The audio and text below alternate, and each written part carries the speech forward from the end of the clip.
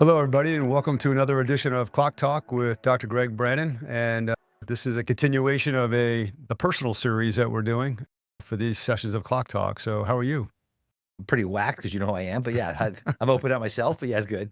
Yeah, it's unusual. Usually, you're espousing science and medicine and telling everybody how to live better lives and so on and so forth. But it's Yeah. good we're learning about you today. Well, I think it's important to know about people because you know where they come from. That's what's again, that's what I love about this country. There's so many different stories. I wrote a paper, well, we'll be talking later, called The American Dream in 2010. And the American Dream, which is so beautiful, is yours may be different than mine, but it can be accomplished in this country. So, for those that didn't watch the first episode, we talked about your childhood for the most part, raised by a single mom, a brother, Mhm. and then you had aunts and uncles and grandma and Mhm. grandpa in Southern California. Yeah. Kind of progressed to your high school years. You're a good student. You're gifted. Mr. Stone, gives you that opportunity to learn more. Yep. With your mom, though, she sounds like a hero. Yes. Did she ever remarry during that time frame? She had 3 other husbands, so I've had 4 she was married 4 official times. Years later, she ended up marrying a man who was a Vietnam vet, Purple Heart guy from the Air Force, she moved out here right next to me for the last few years of her life. It's fantastic. But growing up, none of the stepdads, quote unquote, had any They were there influence for on you? months or weeks at a time. Yeah. Okay. It was, I tried to stay away from them as much as possible because all they would do is, my mom did not pick the best guys to hang out with. That's the bottom line. There's one guy, there was her third husband. In fact, that's the name I took. His name was Peter Brannon. Because my mom changed my name every time she had a new husband. So I have multiple last names. So that's a whole other story. What was the first one? McKee, Second? Majors. Yeah. Then you went to the B's, huh, Yeah. And Brandon? officially, legally, it's still McKee. My mom never changed it. But all my diplomas, everything's in Brannon. Right. Everything. Right. So my brother, when he became an attorney, he actually changed it for all of us. But my mom wants to always be a family.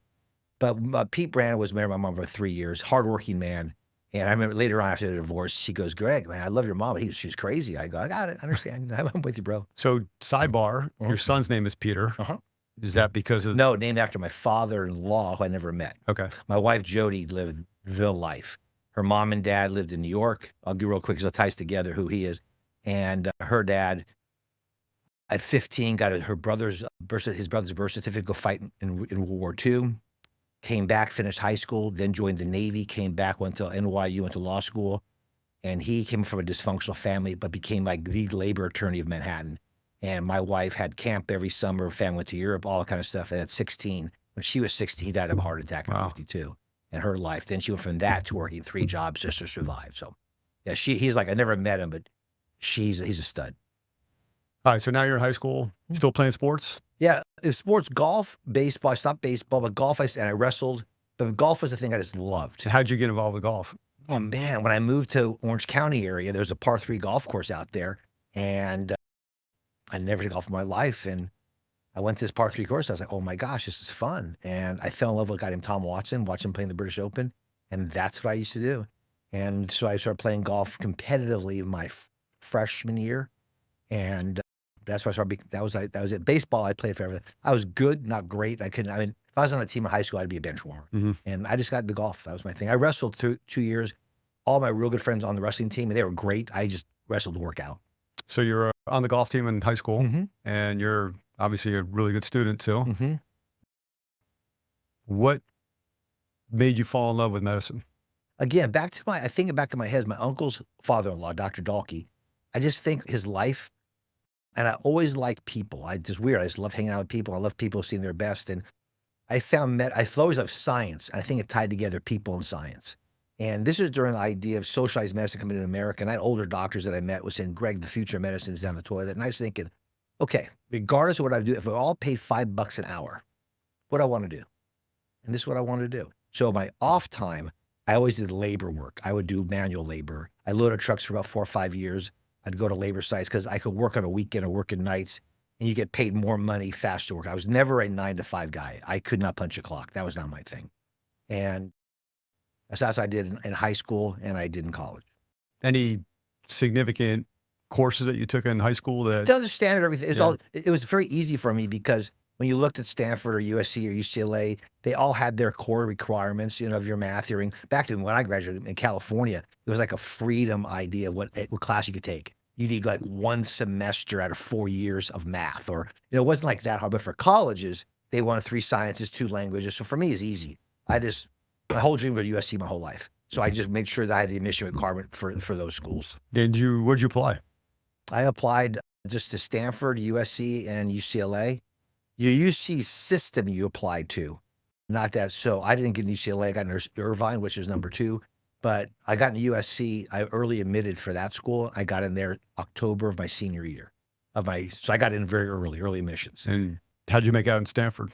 I didn't get to Stanford either. And so those are what I applied to. And I had Cal State Fullerton, just in case I got nowhere. But I got accepted so early to USC, I was done. Right. The only question was, would I have any money? Right. That's what I was going to ask next. Yeah. And then I applied all the scholarships. And then come April, I got a full ride. And what was tuition back then? Just out of curiosity. It was like $350 a unit. So every class is 4 units. So like probably $1,500 a class. It was expensive. Yeah. So well, nothing compared to today. No, I'm sure USC out of state now is probably about 80 grand, 100 grand. Yeah. So I lived at home because I commuted very closely. So I didn't even board. But I was very, very fortunate. So that allowed me to go to USC. So then you would have been the class of graduate class of 78, high school, 82, college. 82. And then was that during USC's glory days, or? They went 2 nationals there. I was in graduating classes, Marcus Allen's class with him and Heisman. It's just really weird because it's a small school, but then you have these famous guys. Charlie White won the Heisman my senior year. Marcus won it the senior year. And it's interesting to go to a university that's so well known. And then in every chemistry or biology, you have all these, Nobel Prize guys. It's a great place to be. I realized very soon I didn't belong there academically. I was not prepared. How'd you get up to speed?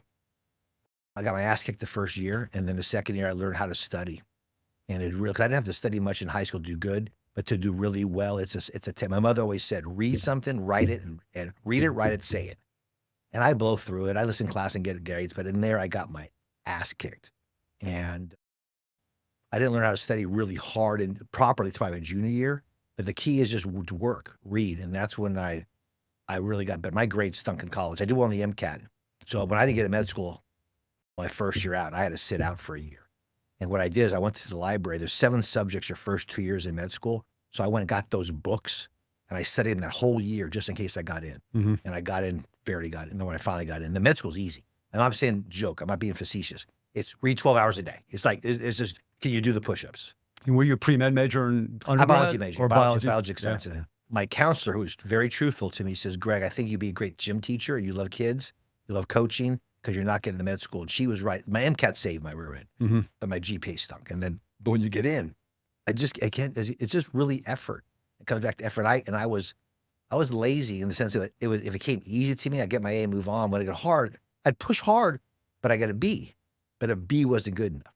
But I'm glad I retained the knowledge. And I learned, I'm very fortunate that if I see something I can memorize, I just take advantage of that. So I really learned how to do that. Any mentors during that time? Any professors? No, there really wasn't. I had a good friend of mine, Trent, which is a small world. He and I went to the same nursery school. And then 18 years later, we're in the same class at USC. Wow. And he got accepted to 11 medical schools. He's brilliant. So he gave me the idea of make sure every day you walk out of class, you go to the library. Every day you walk out, you go to the library. And that helps them. During that time, is Jody at USC? No. All right, so we'll get to that. Yeah, that's later. Right. So you get ready to go to med school. I know you had to sit out a year, but did you apply to a lot of places? I didn't have much money to apply to a bunch because it's a name game. So I just applied to a couple, and then I got rejected. Then I got rejected the second time around, but that opening popped up at Chicago Medical School. And when I got into there, that changed my life. Because there's not a lot of med schools, right? There's more now, but there's not. But again, about a 30% acceptance rate across the board. Right. But again, I'm going to tell you right now, I was not the candidate to get in GPA-wise. My science GPA was much better than my non-science GPA. I really wasn't a good writer, and that held me back from articulating my ideas. Sure. And then, but a standardized test put in front of my face, And the MCAT is a knowledge test more than an SAT, which is more of an aptitude test. And once you got in med school, again, that was a lot different. And that opened up a lot of doors. And in med school, there's 3 board exams. There's after your second year, third year, and then in your internship year. And the higher you score on that board, the more opportunities, specialties open up for you. And I scored high enough there. It opened up surgery and things like that. And you get to med school, and I'm sure you took that nutrition course, right? There's 0 of those, bro. There's 0 of those. We had 0 nutrition. But it's a nice curriculum, and our school is very important. You had to pass part one of the boards. There's all 7 subjects. You had to pass all 7 subjects. It was a good school to make you work hard. And then the key for that is where you do your clerkships. You're actually, doing surgery and OB. There's a guy named Scott Miles who maybe you talk my mentor. My first rotation was OBGYN, which I thought I'd never be. I thought I wanted to be a pediatrician. And then when I started doing it, I did OB first. And I go, whoa, I really like this. And then I did pediatrics. I didn't like it. I love the kids. I just didn't like not being able to do things with my hands and stuff. So then I said, I'm done. I'm going to be, and then I did surgery. I go, I'm going to be a surgeon. Done deal. I'm doing surgery. But then when I saw I still loved OB, and at the end of the day, I said, I think OB was the great combination of surgery, babies in the womb, and women are tougher than men. And it's a very big field.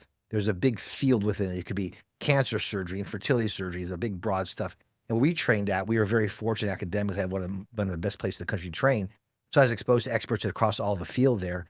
And being trained as a generalist, I still got to do a bunch of stuff. And I didn't want to become a specialist when I could do a little bit already. And that's what I did. And during that time, are they, and I don't know about now too, maybe they do the same thing, but if they're deficient, or shouldn't say deficient, if they have a shortage in a particular area where they know they need doctors, are they trying to steer the med students into those specialties? Yeah, there's a big push to push the family doctors back then because they needed primary care. I don't know where they say the quota of like or shortage. The problem with medicine, maybe get that later on another video, another talk. I think the free market is the answer for medicine. And we're so bureaucracy with all these layers. I think we missed the idea of what medicine is. It's the individual, right? And I think we've missed that. You and I don't fit into a box. And I think we put people in a box. So I think, but I tell you, during medicine, you do find out your personality. You may be a person that wants to look at films all day and be a radiologist. So you will find your own niche. I don't think be forced to do. But get back to your scores. Your scores matter. Dermatology is hard to get in. There's certain fields that are harder to get in, so they can have a higher selection. Any surgery, ophthalmology, those things are that. Now things may change over time, but that's what for me was. But if they're harder to get in, is the compensation higher also? Because it's tougher. Sometimes compensation, because you don't know. It doesn't really. Sometimes you're not paid based upon it. I think about that. But the problem with primary care doctors is its volume, and you miss the opportunity with patients. And a primary care doctor is crucial to good, healthy medicine. Just because you're not a brain surgeon doesn't mean you're not helping people. So I think any specialty is great. It's just as long as you have a passion for it. Like, you know me. I mean, I have a passion for life. And so that to me, watching babies being born and part of life was always my passion. So the first time you see a baby being born is insane. Walk us through that. What was it like? Yeah. So what'd you have to do? Just watch? The first time you watch, but I trained as a medical student at Cook County, very busy hospital. And then when I trained in resident, I trained at LA County, which was one of the busiest in the country. So I got to physically deliver as a student, probably 20 babies during my rotation. And then my 4th year is where you pick what you want to do to get more training in that or get prepared for your 5th when you go to residency. And I did an elective at USC when I was a student still. And so I was on call 10 days in a month. And I delivered 73 babies and did a C-section as a student. Like, oh, okay, this is for me. And then so SC was the volume was there, plus the academics are there. Plus there was the chief resident ran the team, which gave you responsibility. Even though you had world famous professors around you, but they wanted you to become a leader. I love that. We had a thing on these grand round things we did. Friday mornings, you came and you presented your cases to the community. 500, 600 doctors come. And don't get me wrong, as a second-year resident, I'm nervous. I mean, you're learning how to do this. And they really want you to confidence about your chief year. You can handle these tough questions. Because at a USC, we did those publicly on Friday morning as a team. But Thursday afternoon, you presented just in a very small group to your very bad cases, and you learn and practice. It's just they really wanted to push you as hard as you can get to learn. Yeah. I loved being trained there. Did you feel anything when you saw that baby being born? Anything less scientific, more spiritual in a way? It's all spiritual. I mean, anybody that's not think there's a creator is insane. That these 2 cells make you. I just was amazed when my first child came out, how it's already formed. I mean, it was unbelievable. And think about it. Heart starts at 6 weeks. Everything's there around 12 as it gets bigger.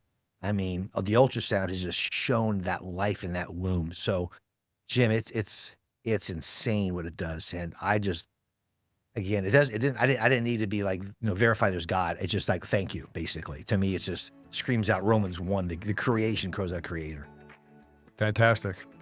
Well, another 15 minutes of Dr. Brannon's story. Stay tuned for episode 3.